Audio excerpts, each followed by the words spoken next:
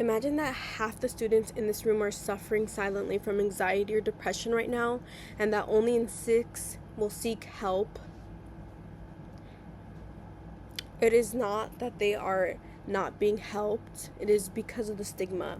I believe there is a serious issue on our campus, and that is mental health stigma is silently crippling college students to get help that they need. And it is taking toll on our campus in terms of dropouts, strained relationships, and shortened lives. And in this post, I'll talk about the 3 things, which are the reality of mental health stigma in college, who is most impacted, and the damage it does. As I want to talk about, 43% of students are screened as having anxiety or depression. At the point of entry to university, while 15% of students use camp-based mental health stigma, this is not just because students don't need help. The findings of the systematic review and meta-analysis conducted on college students worldwide reveal that the existing inequalities persist despite adjustments for socio-demographic variables among those who seek treatment after controlling inequalities and perceptions. In need of perception. There are 2 stigmas that students can experience. Public stigma is negative stereotypes and discrimination that students may experience from other students and staff, and this self-stigma is a negative perception that students may develop that they are weak or broken.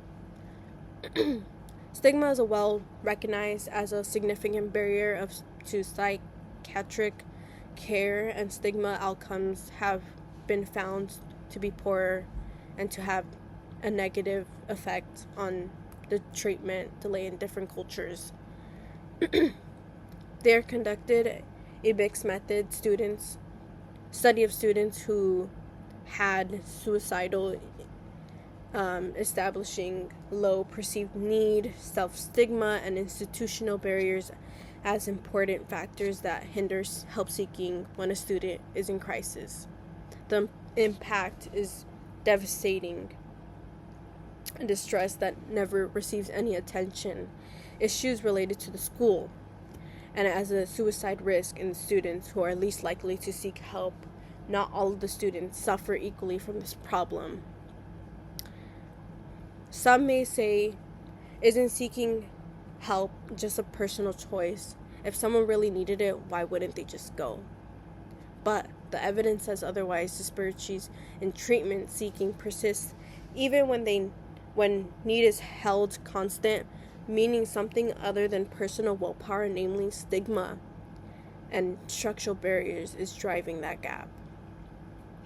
And stigma itself operates as a documented systematic barrier to care across cultures and populations.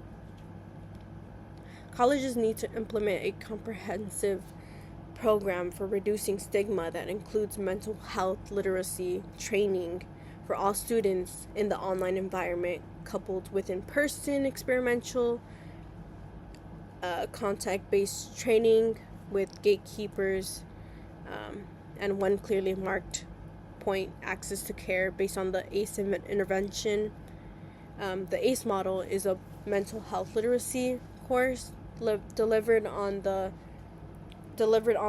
at the learner's own pace and face-to-face experiential training based on the principles of acceptance, mindfulness, and empowerment, specifically targeting the misinformations and discomfort of stigma.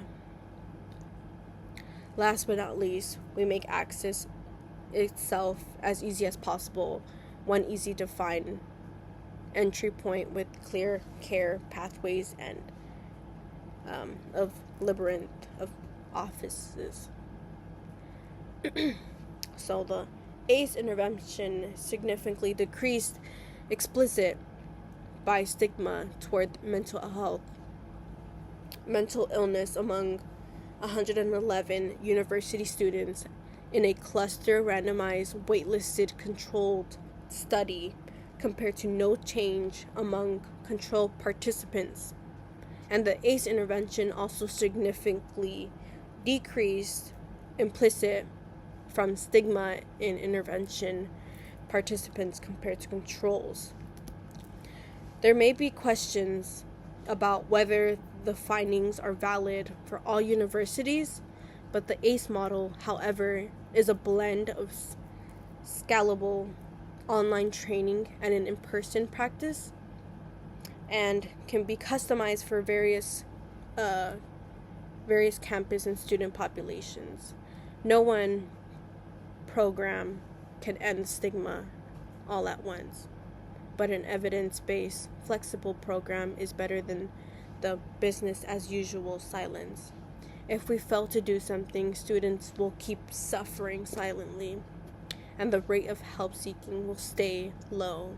Institutional will persist, and the most vulnerable individuals will continue to not receive the help that they need.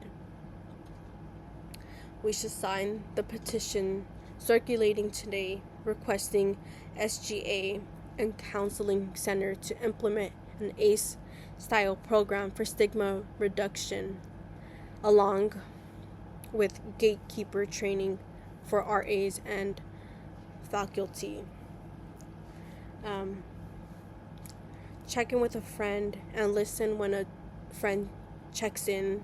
Stigma is invisible.